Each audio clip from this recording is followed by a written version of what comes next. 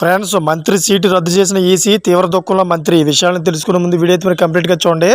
అప్పుడే మీకు complete information ఏంటో అర్థమవుతుంది. అదేవిధంగా చాలామంది వీడియో చూస్తున్నారు కానీ సబ్స్క్రైబ్ చేసుకోవడం మాత్రం మర్చిపోతున్నారు. దయచేసి సబ్స్క్రైబ్ చేసుకోండి. సబ్స్క్రైబ్ చేసుకోవడం వల్ల నేను చేసే ప్రతి ఒక్క అప్డేట్ మీరు ముందుగానే పొందగలుగుతారు. అదేవిధంగా చాలామంది లైక్ చేయడం మర్చిపోతున్నారు. దయచేసి లైక్ చేయండి. లైక్ చేయడం వల్ల ఈ ఇన్ఫర్మేషన్ అనేది మనం చాలామందికి రీచ్ చేసిన వాళ్ళు అవుతాం. ఇంకా లేట్ చేయకుండా వీడియోలోకి వెళ్ళిపోతాం. ఫ్రెండ్స్, తెలంగాణలోని 17 లోక్సభ స్థానాలకు సికింద్రాబాద్ కంటోన్మెంట్ అసెంబ్లీ స్థానానికి నామినేషన్ల పరిశీలన ముగిసింది.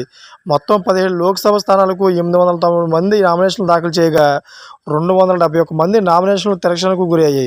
దీంతో 622 మంది అభ్యర్థుల నామినేషన్లకు ఆమోదం లభించినట్టుగా అయింది.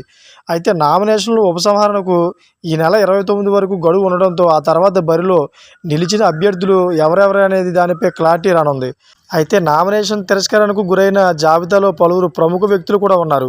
వరంగల్ నుంచి నామినేషన్ దాఖలు చేసిన ప్రముఖ సినీ నటుడు మాజీ మంత్రి బాబుమోహన్, నాగర్ కర్నూలు నుంచి నామినేషన్ దాఖలు చేసిన మాజీ ఎంపీ మంద జగన్నాథం నామినేషన్లు కూడా తిరస్కరణకు గురయ్యాయి.